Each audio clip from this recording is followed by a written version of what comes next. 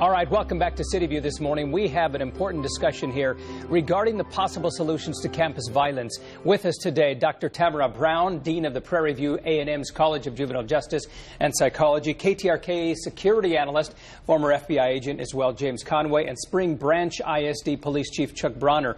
We were discussing the possibility of profiling and sort of this evaluation matrix that sometimes we have to get into, trying to determine who it is that's going to be doing some damage.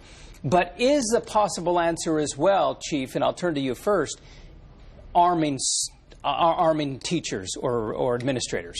Well, that's a hot topic right now. Yeah. However, without the proper training, I wouldn't be in favor of anyone being armed to carry a weapon on school grounds. And our police officers go through extensive training every year just to be able to deal with active shooter type situations. Right. Yeah.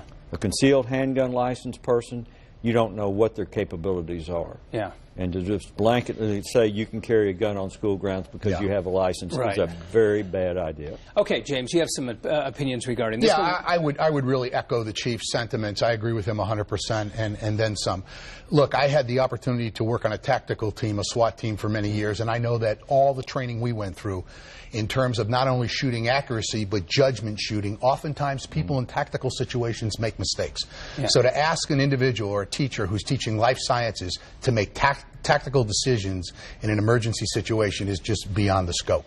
Dr. Brown, what are your feelings about this? I would agree and echo the comments that have already been made. I think in these situations what you have are emotionally charged situations where people are reacting, they're not thinking well, they're not making good decisions. And to add guns into that mix seems to me not a good formula. In the various instances that we've had, the recent one at one of the Lone Star campuses, what you had were, as I understand it, two people who were arguing with one another, but because guns were involved, other innocent people were hurt in the crossfire, and that happens in too many places. All right, so let's bring this a little bit more to home regarding our own family life and what parents need to do. And let's start with you, Dr. Brown, because you can deal with this mentally.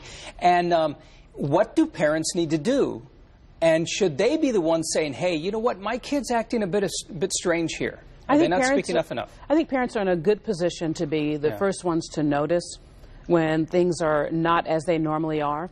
I think another way that families can be involved is in exercising gun safety in the home. Many of these young people who show up at schools with guns, they've gotten them from home or other places because they're accessible and they're taking them. And so I think families have a critical role to play to notice signs and also to make sure that guns, if they have them in the home, are safe. Absolutely. And as a security expert, James, I mean, your role is just to find out where the guns are, how they're being used, and whether they're being used properly. So what are the parents doing wrong here? What are the families doing wrong? Well, I think that there needs to be family involvement. I think there needs to be school involvement. But from a macro perspective, I think we also need to look at, you know, the big divisive issue today is gun control. And I think that any logical person, and statistically the NRA, at least the majority of NRA members agree with this, is that not gun control, but enforcing gun laws. We do have, and it's been percolating to the top, we still have those big loopholes in there. And an individual who goes to a gun show or goes to the internet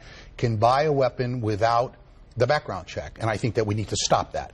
If I go to a gun show and I want to buy a gun from you, that transaction must take place between an authorized federal licensed dealer, and that way there we capture the information and we do the background.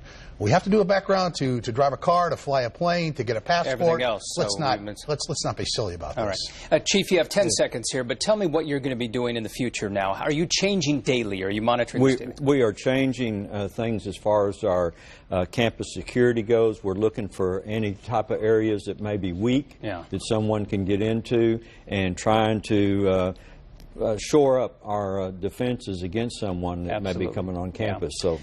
Thank you, Chief. Appreciate it. And Conway, James, Mr. Conway, thank you very much. And Dr. Brown, thank you very much for being with us this morning. All right. Living with a disability can be a challenge. We're going to show you how many are beating the odds here as a new film festival comes to Houston. City View will be right back. Stick around.